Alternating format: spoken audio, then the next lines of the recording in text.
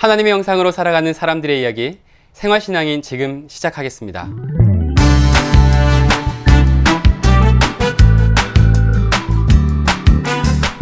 네, 오늘은 하울교회 담임 목사님이시자 또 한신교육연구소 소장님이신 임정영 목사님을 소개해드리겠습니다. 안녕하세요. 안녕하세요. 네, 반갑습니다. 네, 목사님께서 간단하게 자기소개 한번 해주시겠어요? 직접? 네. 저는 오산, 경기도 오산 세교지구에서 하울교회라는 어린이 청소년 교육 목회라는 이제 어린이 청소년 전문 교회입니다. 어린이 청소년. 네. 여기는 어린이 청소년만 이제 중점적으로 모여서 예배를 드리고 어른들도 계시긴 한데 이제 보통은 그 옆에 좋은 교회가 있기 때문에 그쪽으로 가시라고 제가. 네, 근데 잘 안 가시더라고요.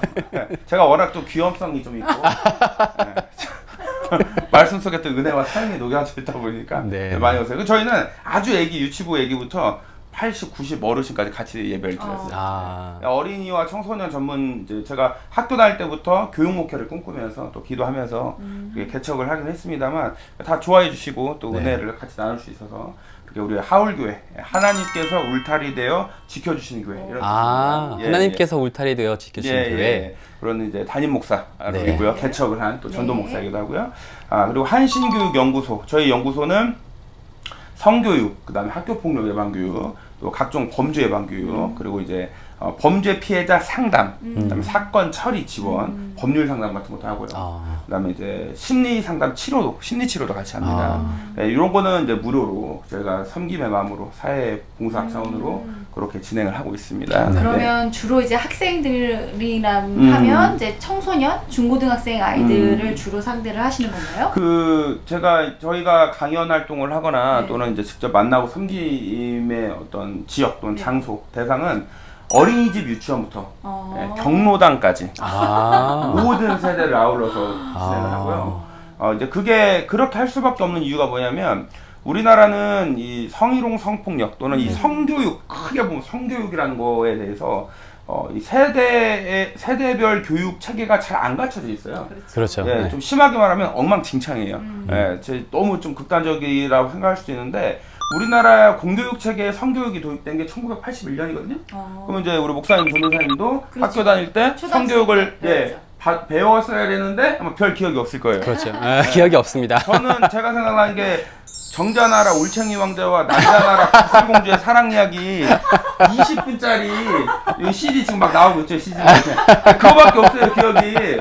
도대체 무슨 성교육이. 맞아요. 근데 이게 지금 친구들도 별반 이렇게 다를 바가 없다. 그런 의미에서 이제 저희가 이제 세대별 구성, 생애 주기별 성교육이라고 하는데 그 체계를 저희 나름대로 구축을 해가지고 지금 벌써 4, 5년 정도 그렇게 진행을 하고 있고 이제 범죄 피해자나 학교폭력 피해자 상담이나 사건 처리 지원을 하는 거는 우리가 이제 뭐 전사님이나 목사님도 결국 우리가 살다 보면은 어려운 일을 경험할 때가 있잖아요. 근데 변호사 상담을 받으려고 하면요 그냥 하는데도 돈 10만 원씩 몇십만 원 선임한데 500만 원 이렇게 줘야 돼요. 근데 이제 요 피해자들이 아무런 부담 없이 새벽에라도 마음 편히 전화할 수 있는 성범죄에 관련된 성범죄뿐만 아니라 학교폭력, 일반 폭력 모든 제가 이제 법무부에서 강력범죄 예방교육을 진행을 하다 보니까 이제 그런 모든 범죄 피해자들 지원하고 하고 저희 교회도 이제 여기서 맞물리는 지점인데 저희 교회 친구들은 이제 일반 가정 친구들도 있지만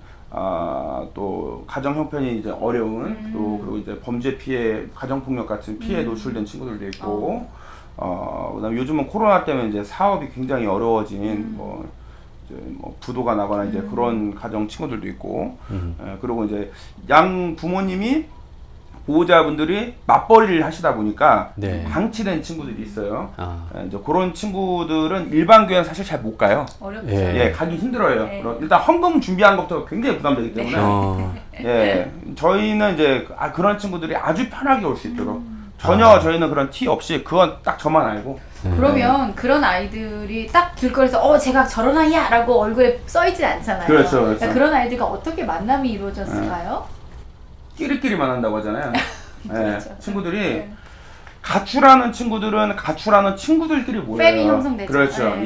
그리고 또 까불까불한 친구들은 까불까불한 친구들끼리 모여요. 그러면 한 친구가 오면은 그 친구가 이 교회에서 사랑을 느끼고 아, 이 교회 가면은 참 재밌어. 네. 행복하고 아, 우리 사모님이랑 목사님이랑 배드민턴 치고 오목 두고 하면 너무 재밌어. 이런 경험을 한번 하면은 친구들을 알아서 쫙 불러와요. 아. 그러다 보니까 이제 개척 1년 만에 아이들이 한 30명씩 차가지고 아. 굉장히 제가 애를 먹었던 그런 경험이 있는 거죠. 예. 한 번 오면 막 서너 명씩 계속 오니까 예. 예. 그렇게 아이들을 만나고 그러니까 길거리에서 전도하거나 아니면 예전에는 주민센터 가가지고 가정 형편 어려운 뭐 기초생활수급자 가정 연락처를 주세요 막 이랬거든요. 근데 그거는 개인정보보호법 위반이에요. 안 돼요. 예, 그건 안 돼, 맞아요. 불가능하고 그리고 법으로 찾아낼 수 없는 사회복지 제도로 찾아낼 수 없는 정말 어려운 친구들이 있어요. 엄마 아빠나 할머니 할아버지가 다 계시는데 실제로는 형편이 굉장히 어려운 가출을 쓸 수도 있으니까 그거는 친구만이 정확히 알아요 그 사실 예, 그 형편을 그렇죠. 그 친구를 통해서 아이들이 올 수 있게끔 그런 구조로 저희는 전도를 하고 있죠. 예. 아. 목사님 이렇게 목사님이시면서 저희도 같이 공부했는데 음. 어떻게 성교육에 대해서 관심을 갖게 되셨고 음. 또 어떻게 그런 분야를 또 열심히 연구를 하셨는지 그 시발점이 무엇인지 굉장히 궁금하거든요. 네. 그 이제 이 성에 관한 교육을 하겠다라는 의지나 목표, 사명감은 처음에 없었어요. 그거는 없었고 제가 이제 학부를 다닐 때 그 전공은 신학이지만 네. 부전공으로 국제경제학이랑 기독교 교육을 했었거든요. 네. 그때 이제 국제경제학을 할 때 그 페미니즘 여성학을 이제 그 처음 배웠어요. 그때 그 국제경제학과에서 그냥 거기서만 그냥 공부를 했어요. 그리고 이제 신학을 공부를 하면서 가장 이제 거대한 그룹 여성과 남성이라는 이제 거대한 그룹이 사회를 구성을 하잖아요. 네. 근데 여기 보니까 불평등이나 어떤 폭력의 피해자로서의 여성이 뭐 지금도 그렇지만 그때 굉장히 뭐 20, 30년 전 얘기니까요. 굉장히 많았단 말이죠. 이제 거대한 한 그룹으로서의 그 소수자 또는 이제 민중이라고 하던 그 여성이라는 그룹이 보이더라고요. 또 마침 제가 이제 마침이란 말이 적절한지 모르겠는데 저희 가정 자체가 굉장히 가부장적이기도 했고 그리고 뭐 이제 제 어머님 아버님이 이제 헤어지시고 그다음에 또 어머니가 왜 나를 두고 가야 되는가 이제 그런 거를 성장을 하면서 이제 듣고 깨닫고 하다 보니까 아 이게 이런 부분도 있겠구나. 그리고 우리 집에서 볼 때 우리 집에서 보는 엄마 어머니, 생모죠, 생모. 그리고 이제 저를 낳아주신 분이고, 이제 이쪽 집에서 보는 우리 집. 그러니까 이런 거를 골고루 보다 보니까 양쪽 입장을 다 헤아리게 되더라고요. 네. 예, 그리고 이제 결정적인 건 뭐냐면은, 제가 이제 학원에서 열심히 수학이랑 논술을 가르치고 있었는데, 어느 날 제 아내가 아르바이트를 했다는 거죠? 아르바이트라기보다는 이제 거의 전업이었죠. 학원 사업을 하려고 했으니까 전국 최고 수강사 초청도 받고 솔직히 강의도 좀 하고 쪼미아를 많이 했죠 그때는. 그러니까 신학 공부가 끝난 이후에 아니요, 하셨나요? 그 돈이 없어가지고 아. 저는 이제 그 고등학교부터 돈 벌면서 학교 다녔어요. 그 대학교도 다 제 돈으로 다니고 제가 이제 직장 생활 안 하면은 생계를 유지할 수 없는 형편이라서 1학년 때부터 계속 돈 벌면서 다녔어요. 그렇게. 그러니까 이제 학원에서는 뭐 아주 어린 나이에 그때 3살 정도 됐었는데 그때 뭐 전국 우수 강사 표창도 받고 주임 승진도 하고 뭐 괜찮았어요. 나름 좀 나가서 이렇게 어깨뽕 올라가고 있죠 지금. 그렇게 하다가 이제 학원 사업의 회의를 느낀 거예요. 여기 사교육에. 왜 사교육의 회의를 느꼈냐면 학생들이 성적이 안 좋은 친구들을 열심히 가르쳐 성적을 올려놓으면 애들이 한 이틀 좋아해요. 그러면 성적이 올라가면 올라간 자리에서 또 괴로워요. 그 다음에 애들 특목고를 보내놓잖아요. 뭐 외고든 과학고든. 그러면 이 특목고를 정말 열심히 공부를 시켜가지고 보내면 한 3일 좋아해요. 그 다음에 또 죽으려고 그래요. 너무 괴로워가지고 애들이. 너무 괴로워해요. 그래서 이게 사교육이 아이들 이제 공교육에서 채우지 못하는 것들을 보완할 수도 있지만 이 한계가 있구나. 아이들을 근본적으로 행복하게 만들어주지 못하는구나. 이건 어떻게 해야 될까? 이거는 존재의 문제이면서 또 영혼의 문제이고, 그리고 이 아이들이 근본적으로 이제 현실적으로 맞닥뜨리는 여러 가지 문제들이 있는데, 그거를 내가 좀 해결할 수 있는 뭔가 의미 있는 일을 찾아야겠다. 이제 그렇게 고민을 하고 있었는데, 막 기도를 하고 막 진로에 대해서 막 기도를 하고 있었죠. 근데 제 아내가, 어디 단체에서 성교육 강사 과정 이제 강사 모집을 하니까 가봐라. 가서 했는데 너무 적성에 잘 맞는 거예요. 그리고 거기에서도 굉장히 갈등을 많이 했대. 여성 단체였는데 제가 남자가 이제 처음이라 그쪽에서 받아야 되냐 말아야 되냐. 그래가지고 신문에도 나왔어요. 화성신문에 그 화성 여성의 최초 남성 활동가 등장 해가지고 신문에도 나오고 그랬었어요. 근데 거기서도 내부적으로 굉장히 토론이 치열했다고 하더라고요. 이게 벌써 이게 지금 한 15년 된 얘기예요. 이게 벌써. 그렇게 해서 이제 등장을 했다가 해보니까 너무 일이 의미가 있고 공부를 잘하든 못하든 돈이 많든 적든 성별이 여자이든 남자이든 이거 다 상관없이 학교 폭력은 발생하고 그 다음에 성폭력도 발생하고 아이들 왕따 사건 발생하고 상처받는 아이들 존재하고 집에서 엄마 아빠한테 꾸중받아서 가출하는 애들도 있고 그 친구들을 이제 만나는 거예요. 그래서 심리를 치료를 하고 또 보듬고 또 해결을 하고 이제 이런 일을 하는 겁니다. 네. 마침이라는 계속 단어를 쓰셨는데 제가 본 목사님은 마침이 아니라 늘 그 자리에 있었던 것 같아요. 학부 때도 늘 약한 곳에 먼저 행동으로 가 있었었고 그리고 늘 어려운 곳을 대변하는 목소리를 내줬던 분이시고 제가 기억하는 목사님은 그래요. 그래서 마침이라는 굉장히 선한 분이세요. 아주 마음이 이렇게 선한 마음이 있으니. 그래서 마침이라는 거는 아닌 것 같고 늘 그렇게 치열하게 사셨던 것 같아요. 제 기억으로. 그러니까 고민이 이제 문익환 목사님 같은 분은 이제 아주 우리의 존경하는 스승님이시잖아요. 아주 시대의 성각자이시고 문익환 목사님은 역사가 나를 발로 차버렸다 이런 말씀하시잖아요.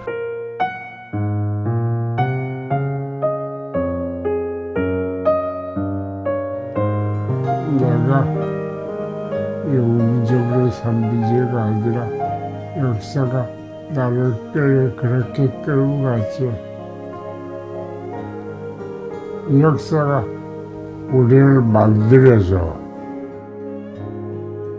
근데 저는 이제 어떤 느낌이냐면 그때 저를 이렇게 끌어당기는 느낌이 있더라고요. 내가 지금 이 자리에 발을 디뎌야 되는구나 하고 이렇게 끌어당기거나 이렇게 뒤로 이렇게 미는 느낌이 있어요. 그러면 내가 이거 발을 넣어야 되는구나. 그럼 이제 발을 담그는 순간 계속 또 움직이게 되는 거죠. 그래서 마침이란 말이 나온 것 같아요. 이렇게 그때 떠밀리는 느낌도 있고 끌어당기는 느낌도 있고 내가 이 자리에 가야지 하는 그런 일종의 사명의식도 있고 그런 것 같아요. 예. 지금 현장에서 이제 그 실제로 교육을 진행하고 있는데 아까 전에 현장의 그 성교육, 성에 관련된 교육이 사실 형편없다고 말씀하셨잖아요. 네. 어떤 게 형편이 없는지 그리고 어떻게 좀 이렇게 보완되어야 할지 좀 말씀해 주시면. 굉장히 저는 그때 초등학교 때 제가 성교육 받았을 때 중고등학교 때는 아예 기억도 없고 초등학교 때 남자 여자를 일단 분리했어요.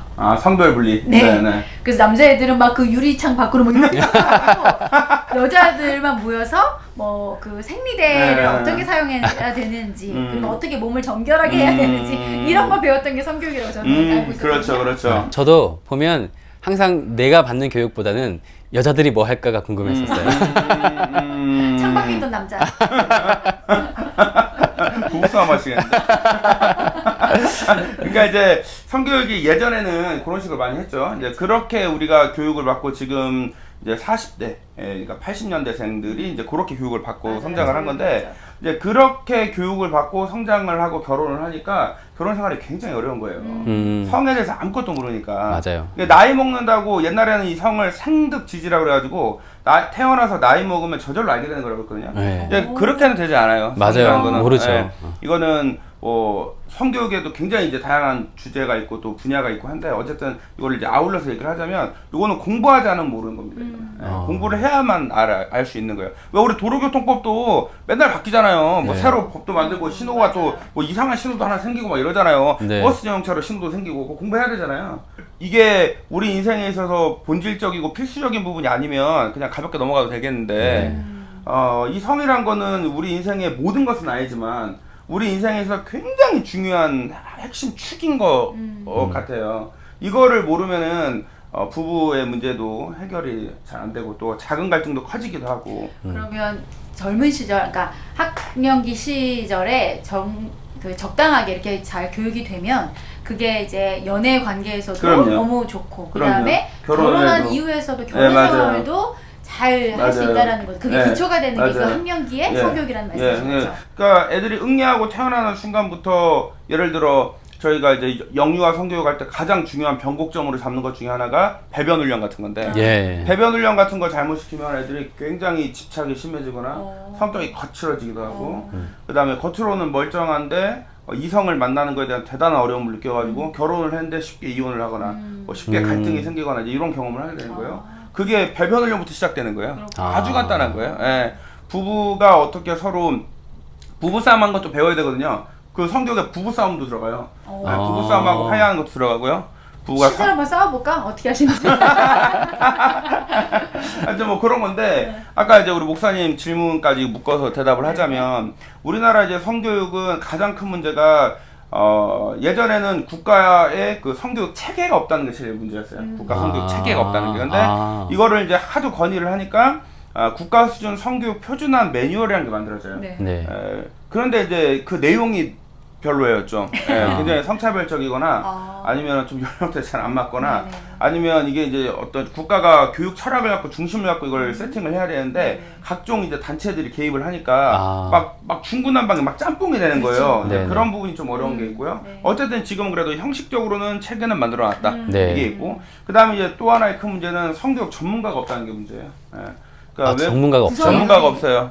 구성이 그러니까 구성의 선생님도 그렇고 저도 그렇고 이거를 뭐 대학 학부 때부터 전공한 사람들이 그렇지. 아니에요. 맞아요. 예, 전공이 네. 없어요. 우리는. 아. 네덜란드만 해도 보니까. 성교육 전공이 있어요. 아. 예, 영어 교육처럼 국어 교육처럼 예, 이렇게 전공이 있어야 돼요. 체육 교육처럼 음악 교육처럼. 그러니까 사설 교육기관 외에서 밖에는 이걸 할 수가 그렇죠, 없겠구나. 그렇죠. 그러니까 이제 문제가 뭐냐면은 물론 이제 자기 경험을 갖고 다시 성 공부를 해가지고 강의를 할 수 있긴 하지만 너무 얕은 거예요. 너무 얕아요.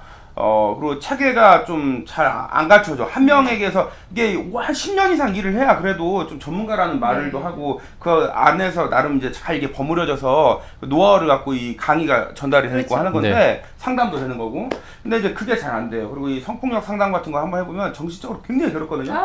1년 이상 근무하는 사람이 없어요. 너무 힘들어가지고. 예. 그러면 이제 피해자를 만났을 때 깊이 있는 만남이 잘 이루어지지도 않고 네. 이제 이런 것들이 그러니까 성교육 전문가가 없다는 게 참 큰 문제다 이런 생각을 하고 그리고 이게 이제 이 먹고 사는 수익 구조의 문제도 있다 보니까 네네. 오래 하질 못해요. 그리고 여성에게 또 집중되는 또 그런 문제도 있어요. 여성에게 집중되는 건 뭐냐면 이게 일정한 월 뭐 얼마 이상의 소득이 보장이 돼야 되는데 그게 안 되니까 이제 가정에서 남편이 전업으로 하기엔 좀 어렵다. 그러면 이제 부인이 그 여성 배우자께서 이제 일종의 뭐랄까 알바처럼 하시는 그러니까 전문성이 좀 많이 부족할 수밖에 없죠. 이제 그게 좀 그러니까 문제라고. 결국에는 성교육 강사도 여자가 할 수밖에 없었던 이유가 구조적인 문제가 그런 있어요. 구조적인 문제고 네, 성 네. 역할에 관한 또 문제가 그렇죠, 들어가게 그렇죠. 돼요. 예, 그런 여러 가지 문제가 있다고 볼 수가 있겠고요. 그다음에 이제 학교에서 보면은 성교육이 지금 법으로는 행정적으로는 아이들이 1년에 16시간 이상 교육을 받게 돼 있어요. 네. 네. 예. 근데 이제 자녀분들한테 물어보시면은 성교육 받은 기억이 하나 있어. 성폭력 예방 교육은 법적으로 1시간 이상 네. 저 같은 외부 전문가가 와서 강의를 해야 되거든요. 네. 1년에 1시간이요? 예, 1년 1시간. 네. 근데 이제 그 기억만 있어요. 근데 그 기억도 대부분 재미가 없어서 다 자요. 전부 다 자. 예. 그러니까 이제 정말 큰일이다. 꿀시간이지 꿀시간. 잘 수 있는 꿀시간. 그리고 이제 너무 뻔한 얘기를 하거나 잔소리만 한다. 이제 이런 피드백이 굉장히 많죠. 그래서 이제 저희 연구소는 그렇게 하면 안 되겠다. 좀 한신교육연구소라는 게 네. 제가 이제 한신대에서 공부를 한 것도 있지만 대한민국을 새롭게 하는 교육을 연구하는 곳이에요. 이게 네. 그러니까 좀 이런 걸 좀 새롭게 해보자. 학교에서 하는 게 많거든요. 성교육, 학교폭력 예방교육, 인권교육, 장애이해 교육. 평화통일교육 뭐 이런 걸 많이 해요. 뭐 흡연 예방교육 이런 것도 하고 절주교육, 절주가 이제 술 안 마시게 네. 여러 가지를 하는데 대부분이 이제 굉장히 지루하기 때문에 너무 필요한 교육인데 너무 재미없게 한다. 예 맞아요. 예. 마치 설교 시간에 우리 아이들이나 우리가 다 자듯이 설교라는 말로 하니까 확 이해가 되네.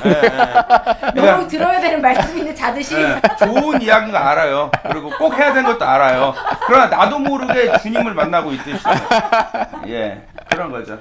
학교에서 애들이 그걸 또 하고 있다 이렇게 생각하시면 돼요. 이제 그런 게 문제라고 보고 이제 그걸 개선하려면 이제 구조적인 것도 있고 또 개개인의 강사 역량도 있을 것이고 그렇죠. 또 가정에서 문제. 성교육은 이제 저희가 말을 할 때는 이제 국가가 담당할 부분이 있고 네. 학교가 담당할 부분이 네. 있고 또 가정이 담당할 부분이 있고 그렇죠. 이제 주체들이 이제 조화를 이루어야 되는 거죠. 이제 가정에서는 보면 이제 대부분의 보호자분들이 이제 본인도 성을 잘 모르기 때문에 그리고 애들하고 대화하기 굉장히 어려워요. 어렵죠. 저는 저희 아이들 첫 생리 교육을 다 제가 시켰어요. 그러구나. 딸. 그리고 애들 생리통 약 고르는 것도 다 제가 알려줬고, 네. 애들 배 아프다 그러면 그거 케어도 다 제가 하고. 왜 이렇게 TV에 키스 장면만 나도 이게 그냥 보통의 가정이잖아요. 그렇죠. 예. 그런 거를 이제 가정에서 좀 가정에서 이제 보호자분들이 하셔야 되는데 그런 걸 부모 교육 같은 거 해서 좀 해야죠. 우리는 크리스찬이니까 네. 신앙의 틀 안에서 그 얘기를 해야 될 거 아니에요.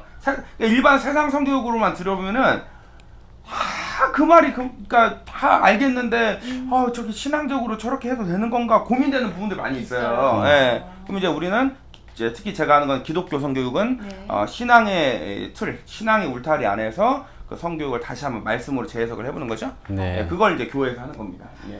교회 성교육은. 근데 자꾸 목사님 얘기를 듣다 보니까 아이들도 아이들이지만 이 부모 세대에도 성교육이 너무 필요하겠다는 생각이 들어요. 그게 맞아요. 우선돼야 되겠네요. 맞아요. 그렇지 맞아요. 않고서는 아이들만 잘 배운다고 해서 부모님들이 그걸 뒷받침해주거나 맞아요. 함께 대화가 되지 않는 이상은 맞아요. 발전적일 수 없겠다라는 생각이 드네요. 그러니까 학교에서 배우고 와도 집에 갔는데 그러니까 예, 이제 그런 거죠. 예. 그럼 실제로 아까 전에 뭐 키스 얘기했지만 드라마를 같이 보고 있어요.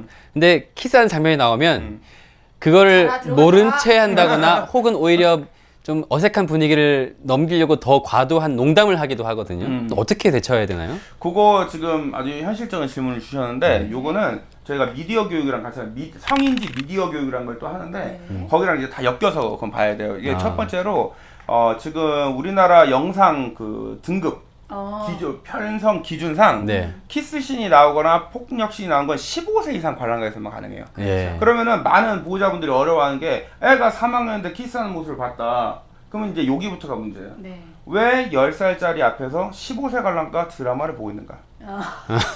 끊을 수가 없거든요. 그러니까 그거부터 이게 전원 버튼이 안 눌러지거든요. 그러면 이제 그렇게 따지면은 나도 그걸 끊을 수가 없고 나도 재밌잖아요. 네. 그럼 이제 애들도 야동 보는 게 재밌고 끊을 수 없다는 걸 인정을 해야 돼. 그러니까 보호자부터 사실은 시행해야 된다. 이런 그렇죠. 거죠. 그래서 저는 아이들 앞에서 예를 들어 얼마 전에 모범책시라는 드라마가 굉장히 인기였는데 그쵸. 좀 그거 폭력성 15세, 있었죠. 19세 왔다 갔다 네, 했거든요. 네, 네. 애들 앞에서 한 번도 본 적이 없어요. 어, 단 한 번도. 안 봐야 되겠구나. 그거부터 해야 돼요. 연령 등급을 지켜야 돼요. 네. 왜냐면은 초등학교 3학년짜리가 아무리 똑똑해도요 이 아이가 뭐 미분과 적분을 가르쳐서 이해할 수 있고 그러지 않아요. 네. 네. 애들 뇌 발달 단계가 또 아이들의 자아가 받아들일 수 있는 용량의 한계가 있는 거거든요. 애들이 아무리 초등학교 5학년짜리가 똑똑하고 막 성숙해 보이고 컸다고 해도 이 아이한테 뭐 양자, 역학을 가르치고 그거 쉬운 얘기 아니에요. 그러니까 애들한테 지금 이 둘이 사랑을 나누고 서로 동의하에 합의하에 아름다운 사랑 이 관계가 너무나 소중하고를 맨날 말해야 의미가 없어. 알아들을지 모르겠어요. 네. 연령에 맞게 얘기를 해줘야 되거든요. 그런데 어른들도 부부끼리는 키스하고 뽀뽀하잖아요. TV에서 그런 장면이 나오면 또 어색해하는 분들이 계세요. 그래서 이게 영유아 부부도 때부터 어색해. 영유아부터 교육이 필요하다는 그런 거거든요. 이 스킨십은 누구랑 한 거냐? 지금 어린이집에서 아이들이 한 달에 한 번씩 성교육 받을 이걸 배워요. 지금은 예, 배워요. 스킨십이라는 것은 그러니까 몸과 몸이 닿고 또 서로 뽀뽀를 하고 포옹을 하는 사랑의 표현은 믿을 수 있는 사람, 안전한 사람, 네. 그리고 서로 행복할 수 있는 사람. 네. 그러니까 이제 보호자든 뭐 할머니든 할아버지든 간에 모두 다 알고 축복할 수 있고 안전한 행복한 그런 관계에서만 하라고 배워요. 네. 예, 그런데 이제 밖에 나가서 나는 모르는데 이 사람만 나를 알고 있거나 나는 이 사람의 이름을 모르는데 이 사람만 내 이름을 알고 있거나 네. 이렇게 굉장히 다양한 경우에서를 현실적으로 배워요 애들이. 네. 예, 그런 경우에는 뭔가 이상하다 이렇게 배울 거 아니에요? 그럼 이제 방송을 보면서 얘기할 수 있죠. 저기 보니까 와 원래부터 둘이 좋아하더니 서로 너무 사랑하고 서로 너무 안전하고 행복하니까 뽀뽀도 하는구나 이렇게 갈 수 있어요. 예, 영유아부터 교육을 받은 애들은 저희 아이들도 그런 식으로 배웠거든요. 왜냐면 이제 러닝맨 같은 프로그램 12세 관람가인데 초등학교 아이들이 본단 말이죠. 네네. 근데 갑자기 뽀뽀하고 하는 장면이 있어요. 그럼 둘이 왜 뽀뽀하고 있어? 이렇게 얘기할 때 지금 이 상황에서 게임이기도 하고 아니면 뭐 이런 상황인데 서로 또 안전하고 서로 다 믿을 수 있고 서로 좋은 마음이라서 했어 이렇게 설명할 수 있는 거죠. 근데 이제 이럴 때가 있죠. 애들이 어린데 그런 교육이 안 됐다. 그러면 애들은 눈앞에 보이는 것만 믿으니까 뭐라고 하냐면은 왜 입술을 깨물어 먹어? 이렇게 물어봐요. 저 입술을 깨물어 먹는 게 아니라 입술과 입술이 닿아서 그 짜릿함을 느끼고 서로 행복하고 있는 건데 이래 말해 아무 의미가 없는 거예요 이게. 그래서 성교육은요 응애하고 태어나는 순간부터 하는 거예요. 응애하고 태어나는 순간에 뭘 하냐? 엄마가 아이의 젖을 먹인 것도 있죠. 여기까지만 얘기하니까 성교육이 안 되는 거예요. 아빠가 아이의 젖을 먹이는 거. 유축하잖아요. 유축해서 아빠가 아이를 안고 젖을 먹이면서 눈을 마주치면서 그 심장 소리를 듣게 하는 데부터 시작하는 거예요. 목욕을 시킬 때도 엄마랑 아빠가 가가지고 아빠는 왜 꼬리가 앞에 달렸어? 성기가 있다고. 꼬리가 앞에 달렸어 라고 할 때 아빠 여자는 아빠는 아기샷을 잘 내보내주려고 경이 밖으로 쏙 나와 있고 여자는 아기샷을 잘 품어서 마음속에서 키워주려고 뱃속에 궁전이 있는 거야. 요렇게 하면서 시작하면 되는 거예요. 그거 언제부터 하냐? 그 말 시작할 때부터. 애들이 앞에 꼬리 달려서 이렇게 툭툭 때리거나 막 이러거든요. 이렇게 하면 이제 그럴 때 이 자식이 지금 뭐 하는 거야? 너 3살짜리한테 혼내겠어요. 그게 아니라 여기는 소중한 곳이라 가족도 함부로 만지는 거 아니야. 이렇게 가르치면서 하는 거예요. 예. 우리 박성범 김아람 집사님 잘 기억하세요? 저 이제 막 아이를 낳은. 나중에 저희 연구소 한번 오세요. 줌으로도 자격과정 합니다. 근데 정말 전혀 부모가 교육이 안 돼 있네요. 준비가 안 돼 있네요. 네, 대부분이 그래요. 그러니까, 네. 아유 정말 귀한 사역을 하시고 들어보면 들어볼수록 정말 너무 필요한 교육이다라는 생각이 자꾸 들어오네요. 목사님 잠깐 여기 하울교회에 대해서 좀 이야기를 또 한번 해보고 싶은데 어린이 청소년 전문 교회인 거잖아요. 그러면은 예배도 조금 다를 것 같아요. 우리가 그냥 기존의 어떤 교회 예배와는 좀 다르고 또 교회 예배가 끝나고 난 이후에 그 과정도 굉장히 다를 것 같은데 이 교회 하울교회는 어떻게 하고 있는지가 좀 궁금해서 소개 좀 해주세요. 그 코로나 이전과 이후가 많이 달라졌잖아요. 그렇죠. 일단 요즘 얘기를 좀 해보면은 네. 온라인 예배를 드릴 거 아닙니까? 네. 이제 온라인 예배를 드릴 때 저희는 뭘 하냐면 애들의 지금 한국 교회에 다음 세대가 세워지지 않는다. 교회 교육의 문제라고 이런 많이 얘기. 네. 교회 학교가 안 세워진다 얘기 많이 하잖아요. 네. 그래서 제가 왜 그런가 아주 간단한 이유를 알려드리자면 아이들을 아이들의 눈으로 보지 못하고 어른의 눈으로 보니까 그런 거예요.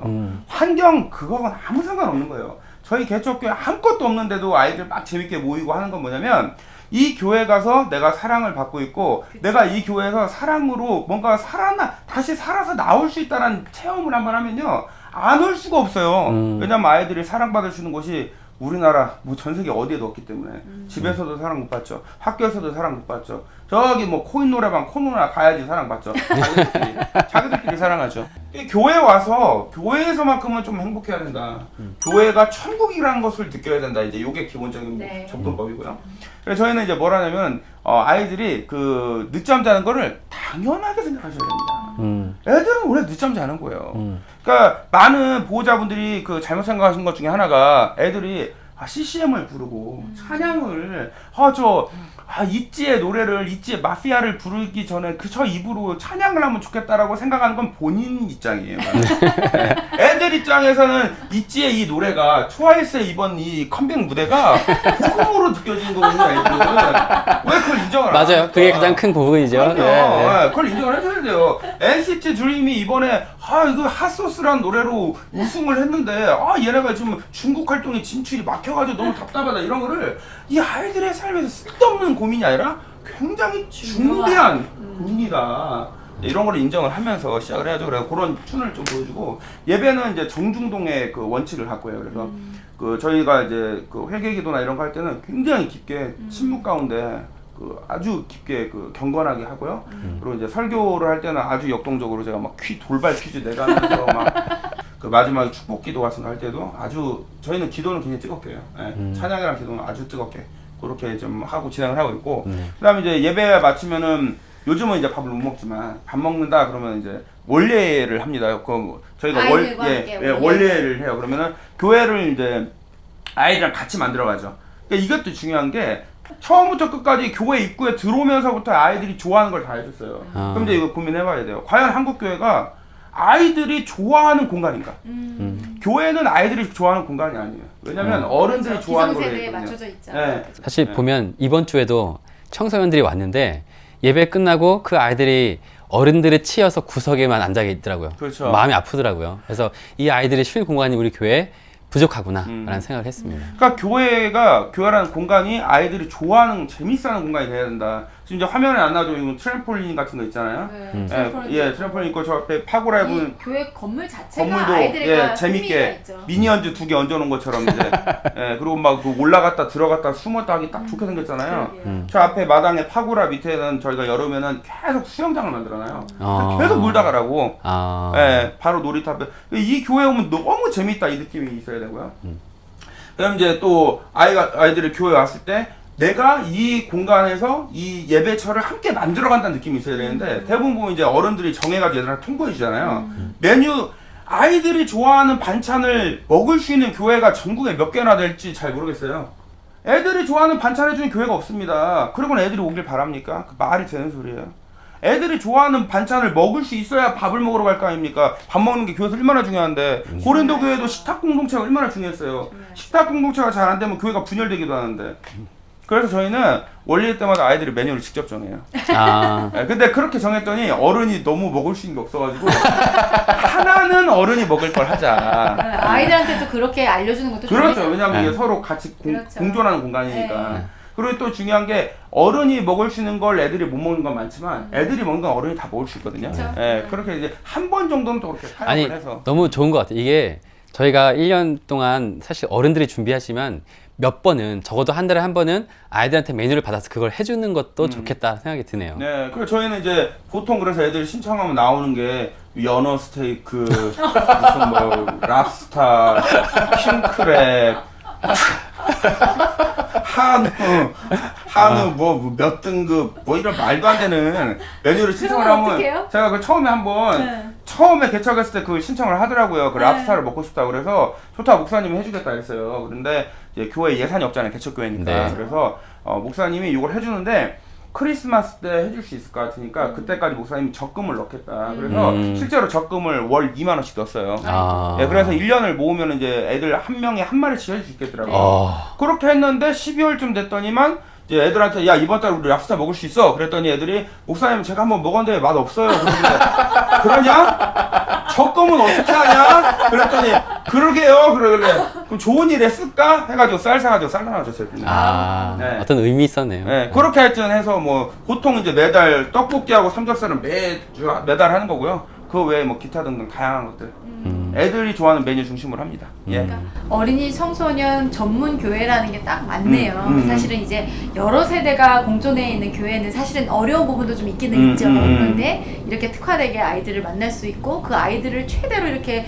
받아줄 수 있는 교회가 한국에 진짜 없을 것 같아요. 네. 한국교회 말고는. 제가 그 예전에 부목사를 했을 때 네. 그 과천 영광교회 우진성 목사님한테 그쵸. 배운 것 중에 네. 하나가 뭐가 있냐면은 그 우진성 목사님은 그 영광교회에 아이들 반찬 옹호관을 지정을 해요. 오. 그래서 매주 아이들이 좋아하는 반찬 하나를 반드시 관찰시켜가지고 그 메뉴가 나오게 해야 돼요. 아, 제가 그거 보면서 굉장히 신선한 충격을 그러네요. 받고 아. 깊은 알겠습니다. 그 배움을 이제 네. 그 경험을 했던 기억이 나고 저희는 이제 그 아예 이제 어린이 청소년을 하니까 전체적으로 그렇게 그러니까 일반 기성 교회에서도 매주 한 가지 정도 애들이 좋아하는 거를 하는 거는 어렵지 않을 것 같아요. 예. 그 정도 생각해 보시면 좋지 않을까 왜 생각이 들어요. 학교에서도 수요일 날 같은 경우는 급식이 특식으로 나오잖아요. 그렇죠. 그런 그렇죠. 것처럼 그렇죠. 한 번 정도는 예, 아이들 맞아요. 위한 메뉴로 예, 그렇게 하면 세팅도 좀 좋겠어요. 그렇게 해놓으면 참 그렇죠, 좋겠네요. 그렇죠. 예. 대접하는 좋은 그 거네요. 세팅 말씀하셔가지고 제가 네. 꼭 한 가지 당부하고 싶은 게 뭐냐면 이 교회학교 선생님들 보실 텐데 제가 정말 당부하는 게 예를 들어 어린이집이나 유치원을 가면 또 초등학교 가면은 엄청 예쁘게 아기자기하게 막 꾸며져 있잖아요. 그래서 제가 애들이 그걸 좋아하는 거 봤어요 한번. 애들이 그걸 정말 좋아하는 거 하고 보니까 어른들은 굉장히 만족스러워하는데 애들은 별로 안 좋아해요. 오히려 예, 그럼 그 힘을 아껴서 애들이랑 오목을 두자. 그 힘을 아껴서 애들이랑 배드민턴을 치자. 아, 맞아요. 그 힘을 네. 아껴서 애들이랑 얼음땡을 좀 하자. 하긴 아이들이 실제로 뭘 원하는지 그리고 그 아이들이 뭘 좋아하는지를 더 깊이 좀 그렇죠. 들여다봐야 예, 되겠네요. 예. 거기서부터 시작이네요. 그렇죠. 목사님 이제 얘기를 계속 개척교회 이렇게 얘기를 해주셨는데 사실은 목사님 우리가 그냥 교회를 생각하면 운영이란 부분이 또 있으니까 그런데 이제 어린이 청소년 전문 교회이다 보니 또 개척을 하셨고 그러다 보니 사실 교회 운영은 굉장히 어려우셨을 것 같아요. 특별히 또 작년 한 해 코로나 때문에 굉장히 어렵다는 이야기를 좀 들었는데 어떻게 이제 지내셨는지 좀. 예. 굉장히 힘들었죠. 굉장히 힘들었는데 힘드셨죠. 우리 일산 제일교회처럼 좋은 교회에서 저희를 위해서 기도해 주셔가지고 그때 그 작년에 이제 갑자기 제가 목사님한테 전화도 받고 통화도 하고 했던 기억이 나고요. 그렇게 도움의 손길을 보내주셔서 저희가 잘 넘겨올 수 있었습니다. 원래 이 개척교회라는 곳은 담임 목사의 헌금으로 운영되는 부분이 제일 커요. 그렇죠. 예, 저희도 그래서 제가 번 거를 전부 다 여기다 교회에다가 이제 쏟아 부으면서 30-40명의 아이들 그렇죠. 먹이고 예, 그렇게 하는 부분으로. 매주 40인분 이상 밥을 했으니까요. 네. 그렇게 했는데 이제 코로나 때문에 저도 이제 급격히 어려워지니까 2020년도는 뭐 굉장히 힘들었죠. 뭐 저희 연구소가 부도날 뻔했으니까 그때 굉장히 어려웠죠. 그런데 감사하게도 교회는 확실히 다른 게 교회는 성령의 그 역사 속에 움직인다는 게 이렇게 우리 일산제일교회처럼 정말 제가 우리 윤영석 목사님 그 2019년도에 통화 한 번도 안 했는데 우리 박서연 전사님은 노예에서도 만나고 동기에 동기 심지어 그랬는데 우리 윤 목사님 한 번도 통화 안 했거든요. 근데 갑자기 전화를 하는 거예요. 그래가지고 그때 그 감사한금도 보내주시고 이런 역사가 몇 번 있었어요. 그래가지고 교회는 다행히 아이들 섬기는데 그리고 특히 저희가 이제 아이들이 이제 어려운 형편에 있는 아이들이 많다 보니까 작년 2월 기억나서 2020년 2월에 보면 마스크가 없어가지고 난리였잖아요. 맞아요. 저희는 그때도 아이들한테 하루 한 장씩 매달 20장의 마스크를 매주 보냈어요. 매주. 그게 가능했던 게 이제 저희가 원래 겨울 같은 때 애들 선물로 주려고 마스크를 1000장 정도 비축을 해놨었거든요. 그거를 이제 계속 나눠줬고 애들 손소독 그 젤이 그 품절이 돼가지고 없을 때 그때도 이제 애들 전부 다 그걸 다 보내주고 식사 못해서 애들한테 그 롤피자나 뭐 핫바나 뭐 이런 햄버거 이런 거를 매주 보냈어요. 그러니까 이 선교 사역에 그 굉장히 그 감동을 받고 또 공감해 주신 분들이 특별한 금을 많이 해주시더라고요. 작년은 그렇게 무사히 잘 넘겼고, 예, 올해는 이제 다행히 저희 쪽 일도 그렇고, 그 11조 해주시는 이제 가정이 한 2가정 이상, 한 3가정 정도 모이면서 조금 더 좀 안정적으로 이제 목회를 할 수 있는 그런 기반을 좀 가지고 있는 감사합니다. 그런 상황입니다. 예.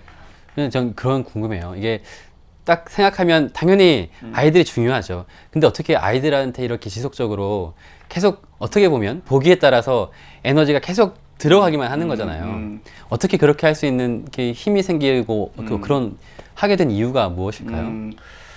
가장 큰 이제 동기는 그러니까 이제 우리 어린이 청소년 목회를 하고자 하는 이제 동기는 교회가 망하고 있다. 그 절박감이에요. 한국교회가 네.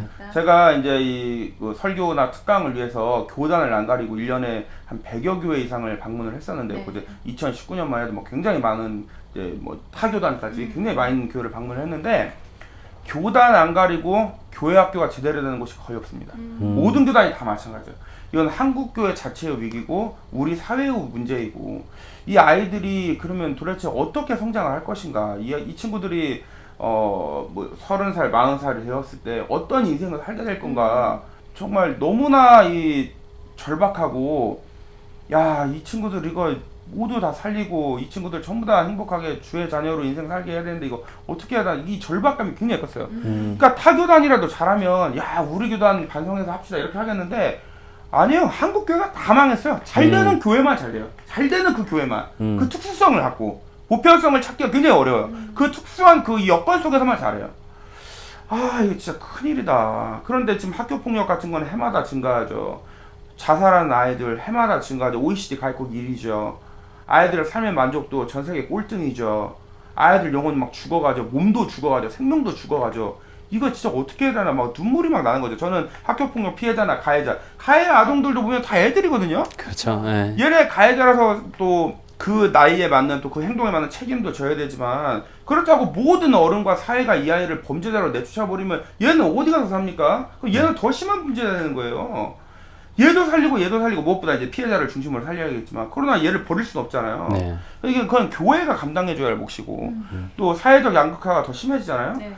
많이 보완이 되고 많이 보완하려 노력하지만 그러나 여전한 거죠. 자본주의라는 구조 속에서는 한계가 있는 거니까. 네.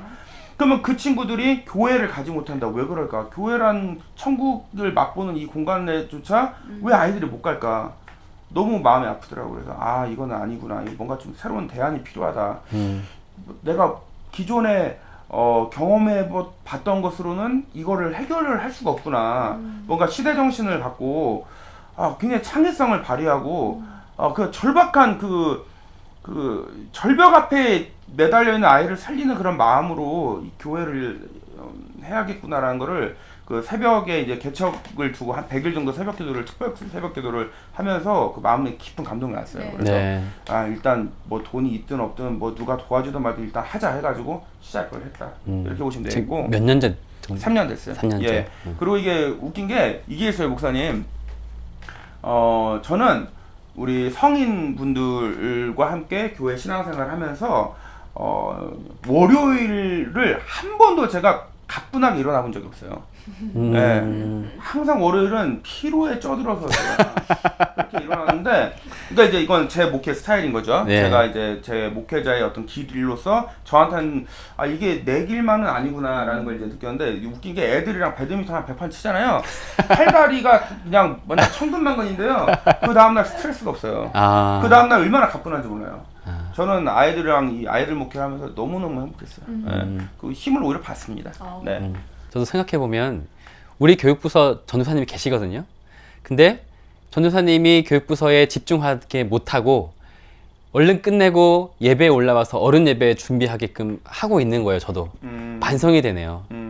전도사님이 온전히 그 아이들을 만날 수 있도록 시간을 드려야 되는데 제가 그렇게 못하고 있다는 생각에. 저도 마찬가지예요. 제가 어린이부를 맡고 있으면서도 저는 이제 사모의 역할을 같이 해야 되다 보니까 빨리 이렇게 하고 그냥 지금은 사모의 비중이 좀 더 크게 되는 걸 보면서 늘 반성을 하기도 하면서도 또 에너지가 또 아이들한테만 줄 수가 없다 보니까 또 체력적인 어떤 한계도 있고 또 막 이런 좀 어려운 중에 있기는 하네요. 전도사님이 어린이부를 좀 막 네. 사역을 섬기시고 계시는 거예요? 그러면은 제가 보면은 담임 목사님 제가 건의를 하나 제안을 해볼게요. 네. 교육부를 담당하는 전도사님은요 양복을 입고 오면 안 돼요. 양복을 입고 오면 그날 사역 망치는 거예요. 저는 그래서 그 예배 드릴 때도 와이셔츠를 입을 때도 있지만 이런 셔츠 입고 마이만 걸치거나 아니면은 아예 트레이닝복을 입고 할 때도 있어요. 예배 드릴 때는 좀 다르지만 활동하고 할 때는 완전히 옷을 편하게 해서 애들한테만 온전히 집중하게 그래야지 교육부가 살지. 교육부 하면서 여기도 하고 막 걸쳐 있으면은 집중하기가 정말 교육부 절대 크지 못합니다. 이제 또 다른 얘기예요. 저희 교회 이제 대부분의 구성원들이 이제 50대의 이제 구성원들로 이루어져 있는데요. 그러면 이제 결혼 생활을 한지 좋게 20년이 지났고 30년이 지난 이제 그런 가정들이 대부분입니다. 그렇죠. 전후액적 동지애로 사시는 가정이 대부분이죠. 네, 그렇죠. 사랑보다는 그렇죠. 의무감과 함께. 그래서 좀 저희 교인들이 가정이 대부분 그러다 보니까 어떻게 그분들 가정에 우리가 개입을 할 수 있을까 사실 좀 많이 고민을 좀 하기도 하는데 그냥 목사님께서 그런 50대 부부들의 가정에 건강한 부부 생활, 건강한 성생활을 위한 그런 가정 생활을 위한 팁을 좀 주시면. 그러니까 결혼 생활은요. 네. 반은 연출이고 반은 공부예요. 그러니까 반은 공부라는 건 뭐냐면 내가 말하는 것도 그렇고 부부싸움하는 것도 화해하는 것도 서로 사랑을 고백하는 것도 고마움을 표현하는 것도 밥을 같이 먹는 속도마저도 공부하는 노력이 반드시 필요합니다. 반은 공부예요. 그러니까 반은 연출인 게 뭐냐면 항상 서로가 뭐 특별한 이벤트를 하자 그런 게 아니라 이 사람을 위해서 또 우리의 가정을 더 아름답게 더 멋지게 마치 영화 한 장면처럼 계속 만들어 가야 돼요. 네. 연출을 해줘야 돼요. 네. 그러니까 예를 들어 맛있는 게 있으면은 맛있겠다 다음에 애들이랑 와야지 하는 집은 절대 행복하게 살 수 없어요. 맛있는 거 있다 다음에 내 남편이랑 와야지 내 부인이랑 와야지 이렇게 생각해야 돼요. 둘이 놀러 가면서 특히 이제 50대 이상 가정이면 그 부부간의 사랑을 못 나누는 가정이 세 집 중 한 집인데 제가 이제 현실적으로 볼 때는 세 집 중 두 집은 부부관계 끊긴 지 굉장히 오래됐을 거예요. 아주 한참 됐을 거예요. 한 10년 이상 된 집이 수두룩해요. 그래서 제가 전후회적 동지애라고 한 게 그런 겁니다. 사랑해서 결혼하고 애 둘 낳으면 이제 우정으로 살고 이제 10년에서 15년 차는 의리로 살고 이제 거의 20년이 넘으면 이제 전후회적 우리 전후예요. 인생을 마무리하는 같이 가는 거거든요. 이제 동지애를 하는 거거든요. 예. 그리고 이제 한 70에서 80대면 서로 정리해가면서 너는 네 길 가라 난 내 길 갈게. 이미 50대인데 같은 방 안 쓰시는 집이 수두룩합니다. 아마 영상 보시는 집사님도 그러실걸요? 그쵸? 네 하고 대답이 들리는 겁니다. 지금 막 웃고 계실 거예요. 그러면 이제 약간 의심할 수 있어요. 뭐야 전사님이랑 사모님 목사님이 우리 집 얘기한 거 아니야? 전혀 정보가 없어요 저한테. 근데 제가 가보면 다 그래요. 100교회면 100교회가 다 그래요. 예. 그래서 한 반은 연출을 해야 되는 게 이럴 때 어떻게 하냐면 여러분 요즘 뭐 소셜 같은 데 가면요 뭐 티몬이든 위메프든 뭐 이런 데 G마켓 가보시면요 무슨 뭐 하얏트 호텔이니 라마다 호텔이니 이런 특가 쿠폰 많습니다. 그래서 제가 꼭 추천하는 게 1년에 4번은 그런 좋은 호텔에 가서 둘만의 시간을 좀 가지세요. 신혼 때 그 느낌을 계속 되살려줘야 돼요. 계속 부부가 사랑을 나누는 것도 공부하면서 계속 그 신혼 때의 느낌을 되살려줘야 돼요. 그게 연출이고 노력이거든요. 공부고.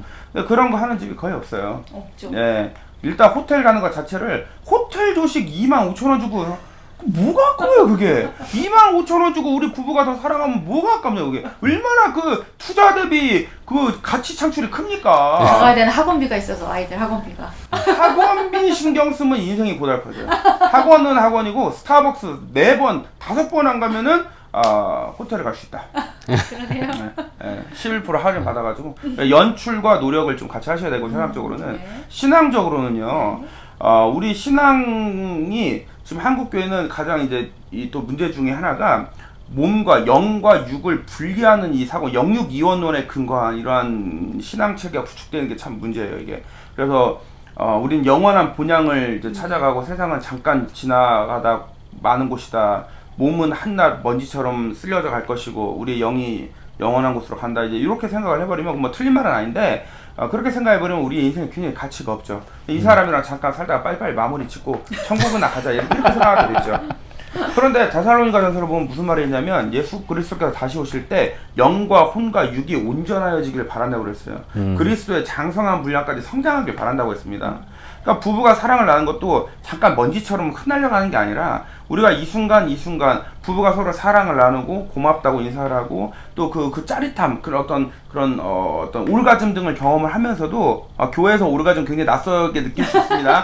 그러니까 서로 어떤 기쁨이라고 할게요. 그러면 그런 기쁨을 경험하면서도 와 우리 가운데 하나님 역사하시는구나.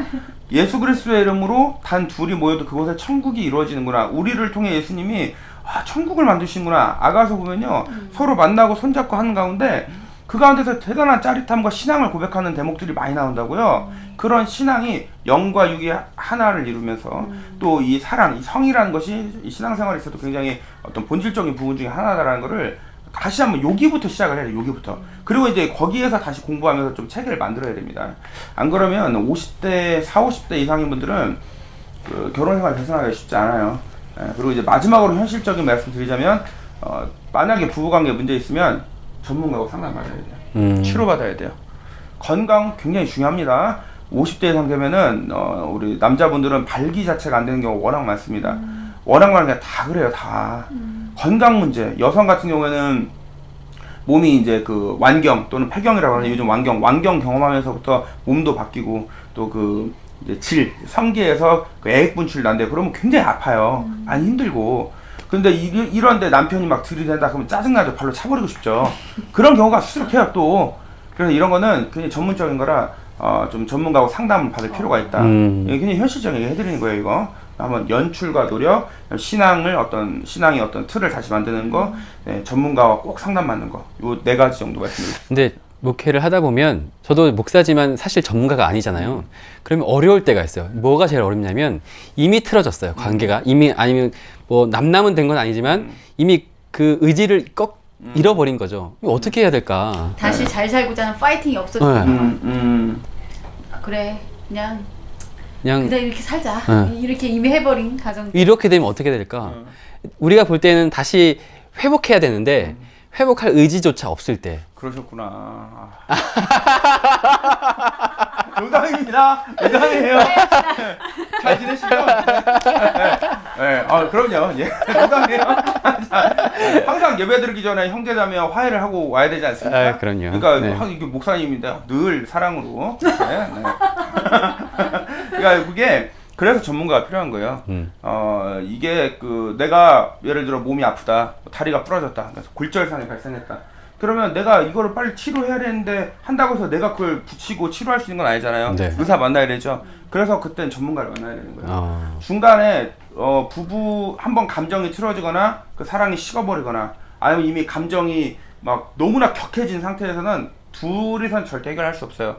박태환 선수가 아무리 수영 잘해도 태평양 한가운데 집어넣어놓고 혼자 살아남을 수는 없는 거예요. 부부가 갈등이 생기고 부부의 관계가 틀어진다는 거는 태평양 같은 거대한 바다의 한가운데 빠진 거랑 똑같아요. 그럼요. 그때는 배가 오든가 헬기가 오든가 해가지고 구조의 속도를 내밀어야겠죠. 네. 그때 전문가가 있는 겁니다. 골절 절대 혼자 못 붙여요. 의사가 필요한 겁니다. 마음에도 의사가 필요한 거고요. 관계에도 의사가 필요한 거거든요. 이제 그래서 이런 게 가정이나 또는 이 성교육 전문가가 있는 거다. 그리고 우리는 이제 크리스찬이니까 신앙의 틀 가운데서 이제 제가 그런 사역을 하고 있는 거다. 이렇게 말씀드릴 수 있고요. 여러 집 살려드렸습니다. 여러 집 살려드렸어요. 네, 집사님 부부, 권사님 부부, 장로님 부부, 목사님 하나의 부부. 물론 이제 뭐 살려드렸습니다. 내담자의 이야기 때문에 자세하게 얘기할 수는 없겠지만 한 가지 사례를 좀 이렇게 얘기해 주시고 그 가정이 어떻게 변화되는지를 한번 좀 맛보기로 좀 얘기를 해주실 수 있으실까요? 두 가지 알려드릴게요. 네. 하나는 제가 CBS에서 한번 이 얘기했던 거니까 네. 잠깐 다시 꺼내도 될 것 같아요. 이 부부의 경우에는 30대 부부였는데 네. 2년간 부부관계를 갖지 않았어요. 네. 네. 너무 관계가 틀어져서 네. 교회에선 너무나 사이 좋은 너무나 아주 건실한 여신 노예이고 또 남신 노예 임원이고 네. 활동을 하는 교인들이었죠. 근데 이 집사님이 2년간 사랑을 나누지 못했는데 그 이제 여성 배우자이신 집사님이 그 유방암에 걸리셨어요. 네, 그래가지고 이제 나중에 어떻게 되냐면 사망하셨어요. 예. 그래서 이제 나중에 그 남편 배우자 대신 이제 그 집사님이 울면서 그때 내가 그 굉장히 사소한 걸로 둘이 싸웠다고 하더라고요. 그 자존심 한번 못 꺾어가지고 이 지경에 이른 것 같다 하면서 굉장히 자책하는 제가 모습을 본 적이 있고요. 네. 그러니까 부부끼리 갈등이 생기면 바로 해결할 수는 없지만 이거를 하나하나 해소하려는 노력이 굉장히 많이 중요하고 필요하다. 이런 극단적인 상황도 저는 목격하거나 또는 경험해 본 적이 있다. 이런 말씀을 미리 좀 드리고 싶고, 그리고 가정이 어려운데 또 회복된 그런 사례다라고 하면 뭐 예를 들어서 남편 배우자 이제 그 집사님이 굉장히 건강이 안 좋고 네. 또 이분이 일 때문에 또 술 담배를 많이 하셔서 몸이 안 좋고 그래서 발기부전에 빠지고 근데 이제 또 이 여성 배우자 되시는 집사님은 몸이 또 약하시고 이제 그러면 이제 관계가 안 되고 그리고 서로 갈등이 심해지고 이제 그런 경우가 있었는데 이 집 같은 경우는 어떻게 했냐면 식단 다 바꿔드렸고요.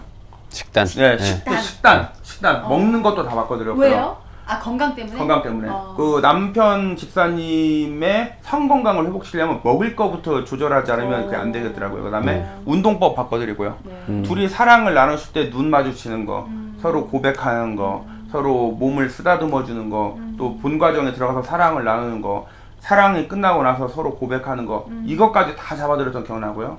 그다음에 이제 나중에는 또 깊게 들어가니까 그 집 이제 그 친정이랑 그러니까 여성 배우자 중에 네. 여성의 집안 또 남성의 집안 문제까지 막 얽혀 있더라고요. 그러니까 그거까지 해결하려면 어떻게 되냐면 가족 상담을 다 해야 돼요. 가족을 다 건드려 줘야 돼요. 그래 거기까지 가가지고 나중에 이분들이 굉장히 해결이 잘 됐어요. 잘 돼서 뭐 이제 사실 그 집이 이제 아기가 안 생겨가지고 굉장히 어려움을 겪었는데 이제 뭐 나이 문제가 있어가지고는 그 불임 이제 그거까지 해결하지 못했지만 둘이 그 부부 관계도 회복이 되고 가족 문제도 상당히 그 교통 정리가 잘 돼가지고 지금 굉장히 잘 지내는 원래 이제 이혼하려고 그랬거든요. 이혼하기 전에 한번 얘기나 해보자 해가지고 이제 저한테 왔던 경우였고요.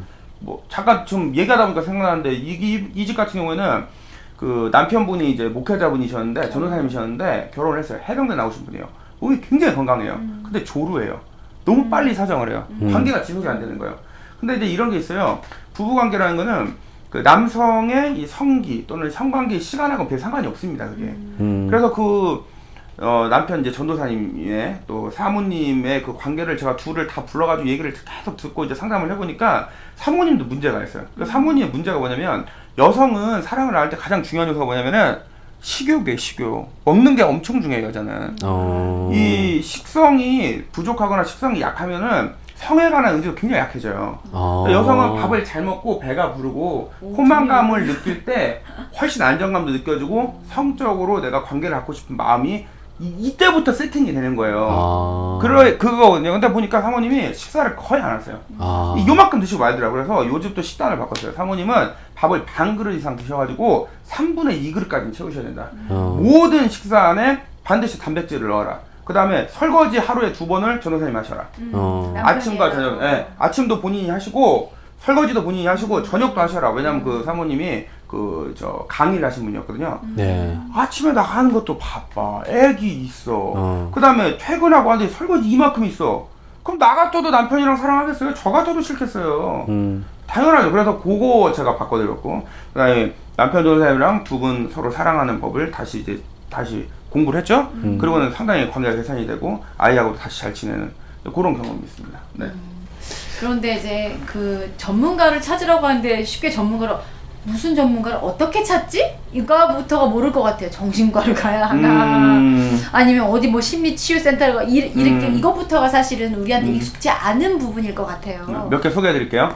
가장 가까운 무료로 이용할 수 있는 곳이 각 지역별로 건강가정지원센터가 있어요. 건강가정지원센터 무료예요. 그거는 지자체마다 다 운영돼요? 다 있어요. 시마다 다 있어요. 네. 거기를 이용할 수가 있겠고요. 네.